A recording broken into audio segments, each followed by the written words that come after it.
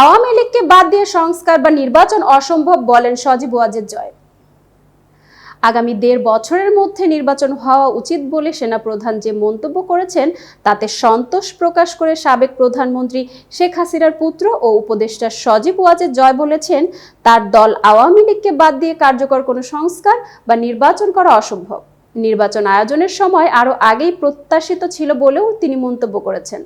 রক্তক্ষয়ী ছাত্র বিক্ষোভের সময় শেখ হাসিনাকে রক্ষায় পদক্ষেপ নিতে জেনারেল ওয়াকারুজ্জামান অস্বীকৃতি জানানোর পর ভারতে পালিয়ে যান শেখ হাসিনা। গত সোমবার রয়টার্সে প্রকাশিত এক সাক্ষাৎকারে সেনাপ্রধান বলেন, বাংলাদেশে ১.৫ বছরের মধ্যেই গণতান্ত্রিক প্রক্রিয়ায় উত্তরণ হওয়া উচিত বলে তিনি মনে করেন।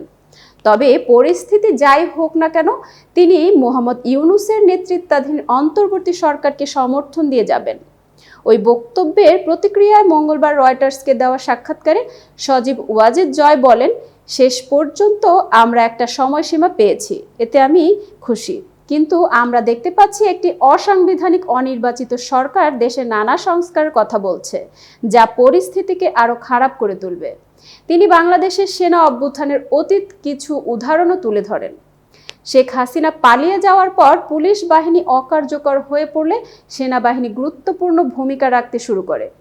সজীব ওয়াজেদ জয় বলেন, দেশের সবচেয়ে পুরনো এবং বৃহত্তম রাজনৈতিক দলকে বাদ দিয়ে কোনো গ্রহণযোগ্য সংস্কার বা নির্বাচন করা অসম্ভব। এটা অন্তর্বর্তী সরকারের উপর নির্ভর করছে যে তারা আওয়ামী লীগের সঙ্গে আলোচনা করবে নাকি তাদের মতো করে নির্বাচন আয়োজন করবে। গত মাসে রয়টার্সকে দেওয়া এক সাক্ষাৎকারে সজীব ওয়াজেদ দাবি করেছিলেন যে শেখ হাসিনা দেশে ফিরে বিচারের মুখোমুখি হবেন এবং পরবর্তী নির্বাচনে আওয়ামী লীগ অংশ নিতে চায়। এতক্ষণ বার্তা বৈঠকের সাথে থাকার জন্য ধন্যবাদ। নতুন নতুন তথ্য ও সংবাদ পেতে বার্তা বৈঠকের ইউটিউব চ্যানেল ও ফেসবুক পেজের সাথেই থাকুন।